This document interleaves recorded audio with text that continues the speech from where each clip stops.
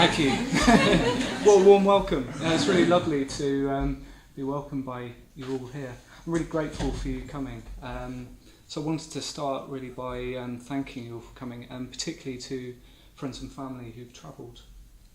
It means a lot to me having you all here tonight. So I've got the unenviable task of trying to sum up my 4-month life-changing experience in just a few minutes and try and say something meaningful. So I hope you'll bear with me a little bit. So when I was thinking back to my experience, which is still quite fresh in many ways, I've just been back 6 days or so, and I'm still a bit disorientated by it. I have tried Tesco's, I wouldn't recommend it. But one of the things that's really fresh in my mind really is the sense of beauty that I encountered while I was away. So there was beauty in the simplicity of the life that I was leading, sort of a real sense of contentment that emerged from that, a beauty in the community of people that I was living with, and a beauty that came out of my meditation practice and out of the values that I was starting to touch upon in some way. So some of you have been to the retreat centre that I went to. It's a really beautiful retreat centre. So just in that environment, I felt a deeper sense of connection with nature, with the things around me.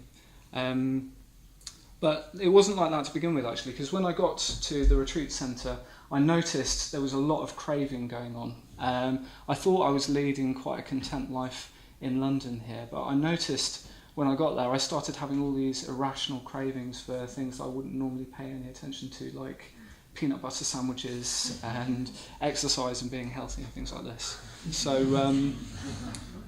I think that just paring down my experience and, as Yana Vacha said, being off grid and switching off my phone really brought to light a whole new level of the impulses of my mind, and it turned out that it didn't really matter what those impulses were for. It was kind of like I was craving whatever was going, and what was going was peanut butter, so that's what I ended up craving. But fortunately that subsided So I managed to keep myself off the peanut butter and just settled down into this very regular life, this very pared down life. So the days did vary a little bit on retreat, but really the only variation was what we did in the mornings from 10:30 until lunchtime.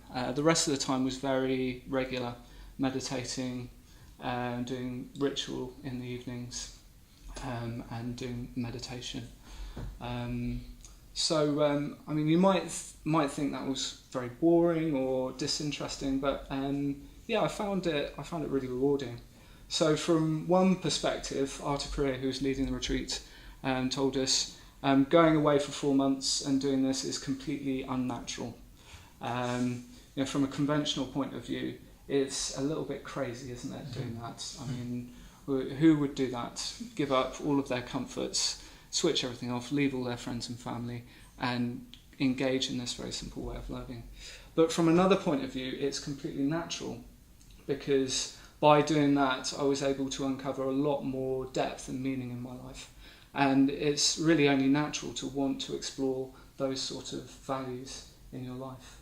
So there's this strange sort of, in the beginning of the retreat, this strange sort of feeling torn between the unnaturalness of conventionally what you might expect, and then also this sort of deeper sense of meaning that came out of it for me, this deeper sense of contentment. For me, it was as close as I've come to exploring one of the values that we hold in this community of stillness, simplicity and contentment.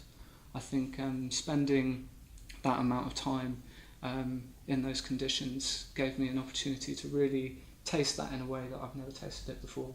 Just sitting with my decaf coffee, admiring the view out over the valley and enjoying the palm trees and the breeze as it was coming up. Just the richness of the simplicity of that experience was really satisfying in itself. So I also found a lot of beauty in the community that I was living with. I think community is something that really struck all five of us actually, so I think I'm not going to say too much about that. But there's something sort of slightly mythical and archetypal about this band of men, this slightly random band of men from different communities, different parts of the world, all dressed in blue robes, sitting, often eating breakfast together in silence. We were eating breakfast together every day in silence, going to the shrine room to meditate every day. So it's sort of evoked this archetype of a very simple monastic life, in a way. And there was a real beauty in that, living with these men. Wonderful warmth and depth of communication that emerged out of us living together, out of us studying and practicing together, out of us sharing our lives, our values, our confessions. So I really enjoyed that and got to know them really well. Of course, a couple of the guys I was on retreat with I already knew. And in a way, I got a sense of what the retreat was about and the process that we were going through by watching what was happening to them. The highs and the lows. Mostly it was very positive, wasn't it? And when things got tough, having a community of friendly guys around me really helped. So I found after my ordination, my private ordination, I was quite disorientated for a little while. So I really appreciated their support. There's this sense of richness and beauty that started to emerge on my retreat. I think one of the main places that it came from was my meditation practice. So at my private ordination, I was given a new meditation practice, a sadhana, in which I visualise a Buddha or Bodhisattva figure, actually the figure of Prajnaparamita, which is the sadhana that I've taken, and recite her mantra. So this actually came as a real revelation to me. It was like I'd been waiting for this imaginative connection without realising it, and it was like rain falling on parched soil, the soil of my soul in some way. I got a lot out of that, and when I came out of my meditation from the shrine room, the sense of beauty that had started to emerge stayed with me into the environment that I was exploring around me. That gave a lot of meaning and depth to my experience that I don't think I'd experienced before, certainly not in that way. So at times it was like the wind in the trees and the squirrels rushing across the roof of the veranda was choreographed. It felt like it was all happening together in synchronicity. My friends seemed endowed with superpowers as they were preparing lunch and welcoming us to eat. I think I'm trying to make sense of it, and I'm not sure how. Do you want to come in, Ollie?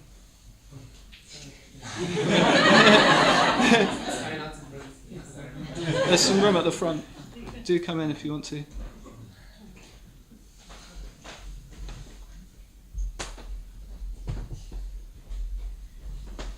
So I was trying to make sense of this, these values that were emerging. So in some ways, I've been trying to explore value in my life for a while. I've been doing altruistic jobs in some ways. Been trying to explore community and connection, particularly clubbing. Sense of real. Well, no, they laugh, but there was a real sense of togetherness on the dance floor in those days. So fortunately, I'm exploring value in deeper ways now, I think, anyway.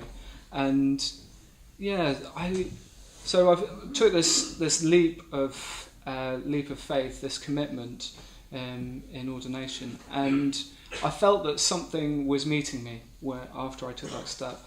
So Jana Roch was talking about moving forward to values that we're not entirely sure what they are, and in my meditation practice and within this community, I've had a sense of something else coming alive in that context.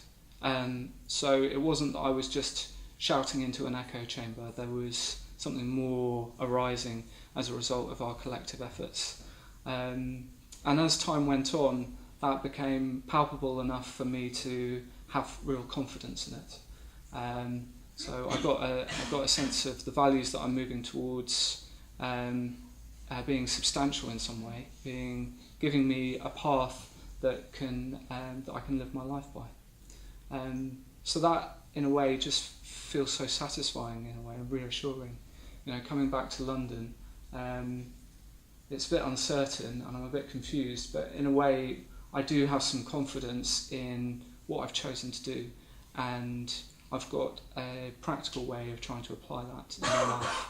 I've got principles to live by. I have a meditation practice to do, and I have a community of lovely people to live my life with.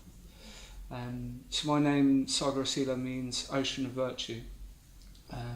So my initial response to that is to try and minimise it and excuse it in some way, but I have values now that I want to try and live my life by and live up to rather than minimise. So I think that's perhaps the main thing that I'm wanting to take away from the retreat at the moment. Thank you.